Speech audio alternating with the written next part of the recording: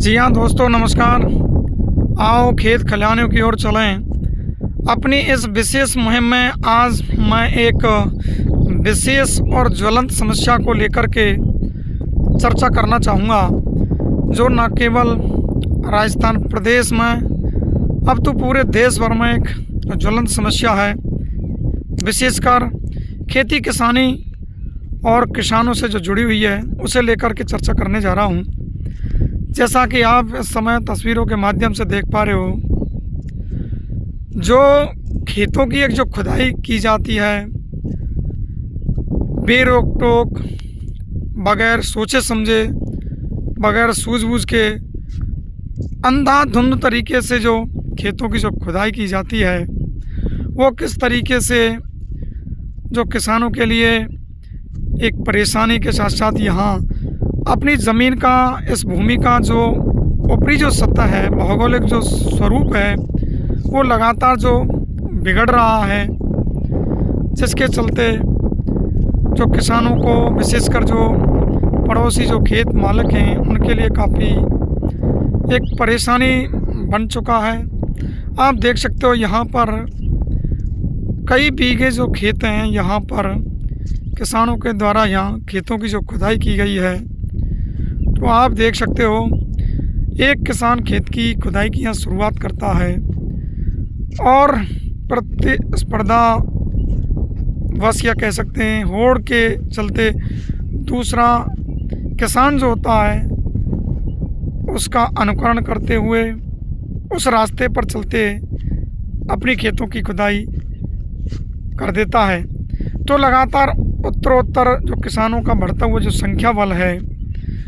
जो खेतों की जो खुदाई कर रहे हैं बेतरतीब तरीके से, बगैर सोचे समझे, बगैर सूझबूझ के, और दूरगामी क्या कुछ इसके दुष्परिणाम हैं वो भुगतने पड़ेंगे। लगातार इस मिट्टी का और जो ऊपरी जो सतह है भूमि का, उसका जो भौगोलिक जो स्वरूप बिगड़ रहा है, इन तमाम बिंदुओं को नज़रअंदाज करते हुए, बगैर सोचे समझे लगातार जो मिट्टी की जो खुदाई करते हैं, तो कुछ किसान हैं, हम मान सकते हैं कि बारिश का जो पानी है व्यर्थ ना बहे और उसको खेतों में ही आखिर उसको संजो कर रखा जा सके। तो अगर वो एक सरकार की नियमावली है, सरकार के द्वारा जो जारी की गई जो गाइडलाइंस है, जो नॉर्म्स हैं, मापदंड हैं, उसके तहत अगर किया जाए तो बेहतर माना जा सकता है। अगर यही खेतों की जो खुदाई है बेतरतीब तरीके से तय मापदंड को नज़रअंदाज करके अगर खेतों की जो खुदाई की जाती है, तो ये भौगोलिक जो स्वरूप जो बिगड़ रहा है इस भूमि का, साथ साथ ही जो पड़ोसी जो खेत मालिक हैं, उनके लिए एक काफ़ी परेशानी का जो सबब है बनता जा रहा है। और आपने देखा होगा आए दिन खेतों में मेढ़ों को काटने को लेकर के रकबा क्षेत्र प्रभावित होने के चलते किसानों में जो झगड़े के जो मामले हैं, वो अमूमन तौर पर देखने को मिलते हैं। तो आप देख सकते हो यहाँ पर जिस किसान के द्वारा खेतों की एक खुदाई जो की जाती है, उनके लिए व्यक्तिगत तौर पर ये फ़ायदेमंद हो सकता है। मैं समझता हूँ ये नहीं होना चाहिए, क्योंकि इससे भौगोलिक जो स्वरूप है पृथ्वी का, भूमि का ऊपरी जो सतह है, लगातार उसका बिगड़ता जो स्वरूप है, तमाम भूगोल व्यत्ययों और पर्यावरण का जो पारिस्थितिकी जो तंत्र है वो बिगड़ रहा, उसको जायज़ नहीं ठहराया जा सकता। अब आप देख सकते हो कुछ किसानों के खेतों को आपने देखा होगा, फीटों गहरी खुदाई करके खेतों की खुदाई कर देते हैं, जिसके चलते पड़ोसी जो खेत मालिक हैं, उनके लिए काफ़ी एक मुसीबत और मुश्किल और परेशानी का जो सामना करना पड़ता है। आप देख सकते हो यहाँ पर किसान ने खेत की खुदाई की है और उसका पड़ोसी जो खेत मालिक है, अब उसके लिए किस तरीके से ये परेशानी बन सकता है। अब यहाँ जैसे ही बारिश होगी तो निश्चित तौर पर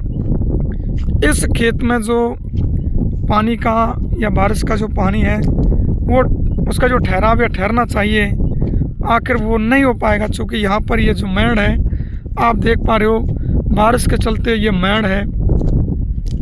ये टूटेगी तो निश्चित तौर पर पड़ोसी जो खेत मालिक है, इसका जो पानी है उसमें यहाँ इसके खेत में ठहराव है, वो रुक नहीं पाएगा और इधर वो पानी आ जाएगा।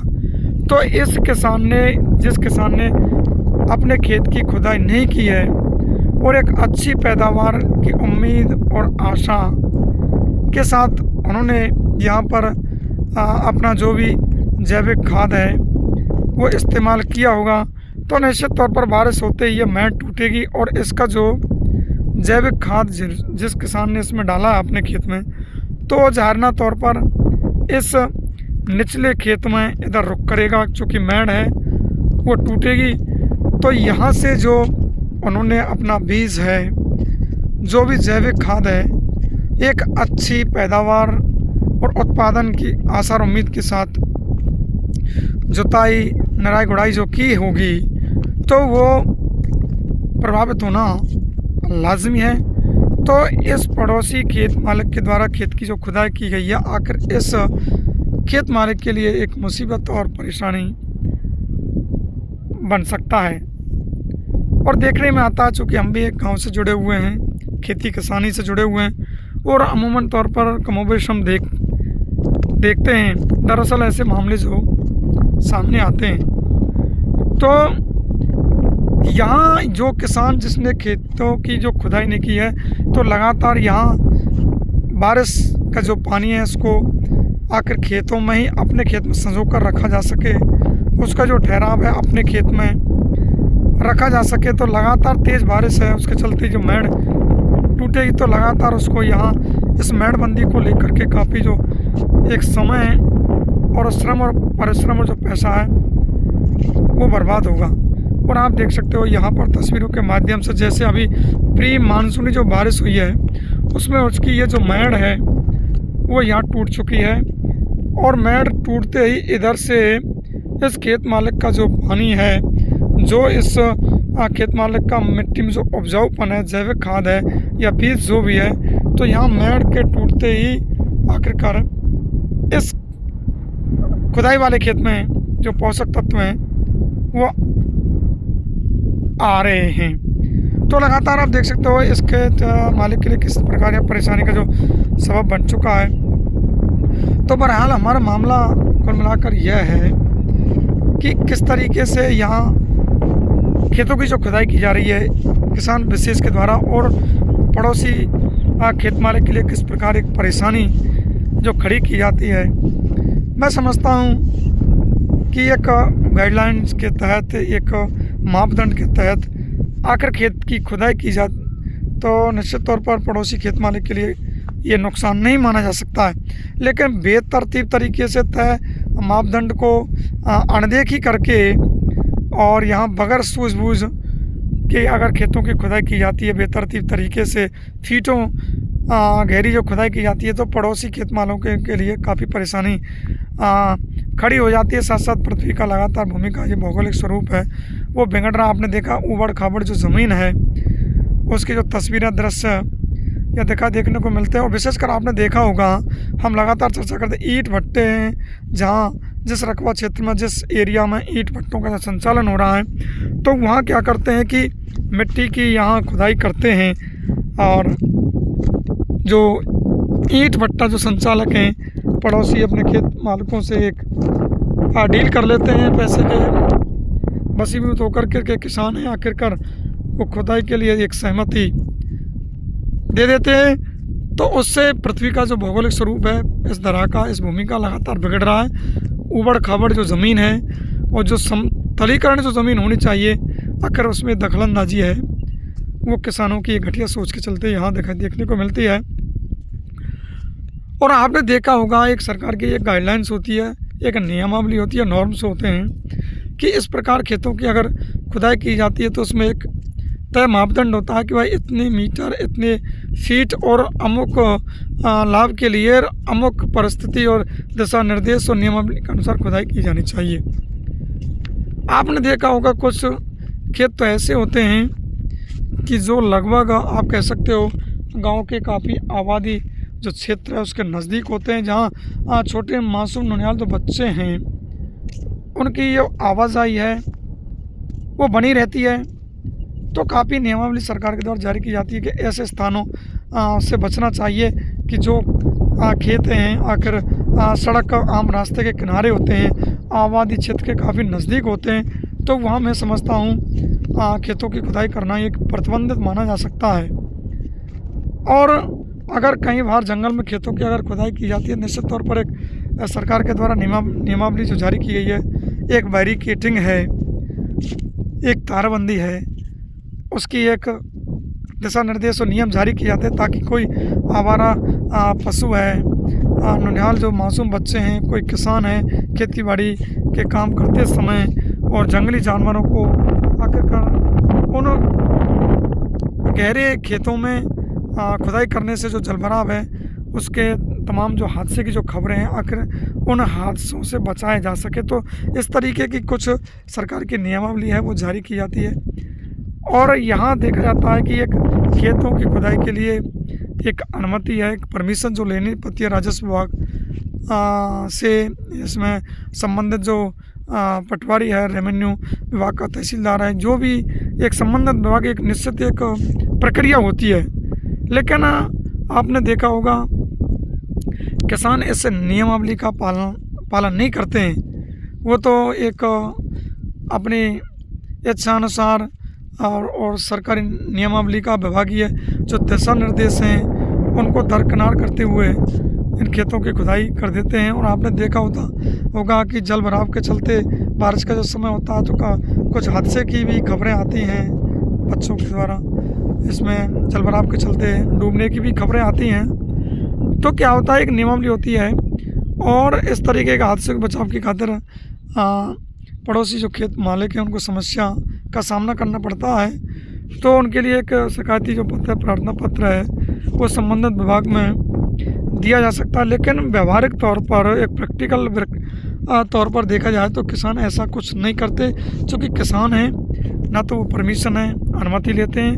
और ना ही पड़ोसी जो खेत मालिक है जिसको खेत की खुदाई के चलते काफ़ी परेशानी का सामना करना पड़ता है, वो शिकायतें आकर संबंधित विभाग को कर पाता है। तो लगातार भौगोलिक जो स्वरूप है आपने देखा होगा, ईंट भट्टों के इर्द गिर्द एरिया को, क्षेत्र को, और कुछ क्षेत्र आपने देखा होगा कि अपने मकानों का जो निर्माण होता है, भवन निर्माण होता है, तो वहाँ मिट्टी की खुदाई उस भरत के लिए भरते जो किया जाता है मकानों में मिट्टी ले जाने के लिए किस तरीके से एक बेतरतीब तरीके से फीटों जो गहराई में खेतों की खुदाई कर दी जाती है। काफ़ी आपने देखा होगा बहुत गहरे, और एक किसान शुरुआत करता है तो उसकी जो है मेड़ है, जो डोर है वो नहीं कटे तो उसकी नकल वो दूसरा किसान करता है। तो लगातार इस तरीके आपाधापी एक होड़ जो मच जाती है। तो लगातार इस ज़मीन का, भूमि का भौगोलिक स्वरूप जो बिगड़ रहा है, जो भविष्य में एक खतरे का जो संकेत है वो यहाँ नज़र आ रहा है। तो मैं समझता हूँ कि सरकार को, शासन प्रशासन को, संबंधित विभाग को एक सैटेलाइट इमेज का सहारा एक लिया जाना चाहिए तकनीकी का। कि आप समझते हो कुछ किसान हैं प्रभावशाली होते हैं, रसूखदार जो लोग होते हैं, और बेचारा पड़ोसी खेत मालिक है वो गरीब तबके का हो सकता है, तो ना तो वो शिकायत कर पाता है उसके खिलाफ, और किसान ना ही खेत की खुदाई करने वाला अपनी एक सूझबूझ और समझ का ही पर्चा दे पाता है। तो मेरा ये आग्रह है इस वीडियो को डालने का सरकार से, प्रशासन से, कि सैटेलाइट इमेज के माध्यम से एक तकनीकी का सहारा लेते हुए इस प्रकार जो बिगड़ता हुआ इस भूमि का दरा का ऊपरी जो सतह लगातार यहाँ खुदाई खनन जो किया जा रहा है, तो एक सैटेलाइट इमेज का सहारा लिया जाना चाहिए और इस प्रकार एक पाबंदी है, प्रतिबंध लगाया जाना चाहिए, और संबंधित किसानों को एक नोटिस देने की जो कार्रवाई है वो की जानी चाहिए। उनको सरकार के द्वारा, चाहे वो पीएम किसान सम्मान निधि योजना के तहत मिलने वाली एक मदद राशि है, रासायनिक उर्वरक है, बीज पर मिलने वाली जो सब्सिडी है, किसी जो भी योजना है, आखिर उनमें थोड़ा सा एक अनिवार्यता की जानी चाहिए। और इस तरीके के नियमावली का, सरकारी नियमावली कहीं उल्लंघन होता है तो निश्चित तौर पर इन तमाम योजनाओं से जो मिलने वाला लाभ है उनको वंचित किया जाना चाहिए। तो दोस्तों, हमारा कहने का मकसद है कि अपनी इस धरा का, इस पृथ्वी का एक भौगोलिक जो स्वरूप है वो बदस्तूर बना रहना चाहिए, कायम रहना चाहिए, ताकि हमारा जो पारिस्थितिकी जो तंत्र है, पर्यावरण का जो संतुलन है वो बना रहना चाहिए। निश्चित तौर पर कहीं पेड़ों की अंधाधुंध जो कटाई है और इस खेतों की जो खुदाई है बेतरतीब तरीके से, निश्चित तौर पर बिगड़ता हुआ पर्यावरण जो संतुलन है ये भविष्य के लिए काफ़ी एक खतरा साबित हो सकता है। आपने देखा होगा लगातार ये कभी बारिश है तो कभी यानी कि अतिवृष्टि, अनावृष्टि है तो कभी कभी चक्रवात है, किस तरीके से लगातार यहाँ कहर बरपा रहे हैं। अभी क्षेत्र में कुछ समय पहले यहाँ एक चक्रवात जो आया था, काफ़ी हवा की तेज़ गति के चलते यहाँ सैकड़ों की संख्या में बिजली के पोलों को जो नुकसान पहुँचा और सैकड़ों की तादाद में यहाँ जो पेड़ जो टूट चुके थे और मकान हैं और टीन शेड हैं उनको काफ़ी जो नुकसान पहुँचा। तो कहीं ना कहीं इस तरीके से हम प्रकृति, इस भूमि और इस धरा के साथ लगातार जो छेड़छाड़ कर रहे हैं, इसके संतुलन को और इस मूल स्वरूप को हम बिगाड़ रहे हैं, तो निश्चित तौर पर उसका जो खामियाजा है वो हमें भुगतना पड़ रहा है, चाहे वो अतिवृष्टि के रूप में, चाहे अनावृष्टि के रूप में, चाहे वो चक्रवात और तूफान के रूप में या अंधड़ के रूप में। तो ये इसी का एक दुष्परिणाम है। तो दोस्तों, हमारा सभी से यह आग्रह है कि किसान जो हैं किसी भी प्रकार से इस तरीके के माकत ना करें, इस प्रकृति के साथ छेड़छाड़ ना करें और सरकारी नियमावली का एक पालन करो। शासन प्रशासन से भी हमारा एक विशेष आग्रह सैटेलाइट इमेज के ज़रिए इस तरीके के जो ये मिट्टी की जो खुदाई है, खनन जो किए जा रहा खेतों की, अगर ये तय मापदंड के अनुसार होता है तो वो काफ़ी एक सहूलियत भरा माना जा सकता है और बेतरतीब तरीके से बगैर सूझबूझ और सोचे समझे और यहाँ तय मापदंड को दरकिनार करके लगातार यहाँ इस तरीके खेतों की जो खुदाई है, मिट्टी की खुदाई की जाती है, तो ये काफ़ी एक भविष्य में खतरे का जो संकेत है वो यहाँ प्रतीत। तो दोस्तों, क्या कुछ कहना है हमारी इस विशेष मुद्दे और विशेष पहल और विशेष चर्चा को लेकर के, कृपया कमेंट्स के जरिए अपनी राय अवश्य जाहिर करें। एक बार फिर से मैं आपका साथी खेत खलिहानों से, जय जवान, जय किसान, जय जय राजस्थान। थैंक यू दोस्तों।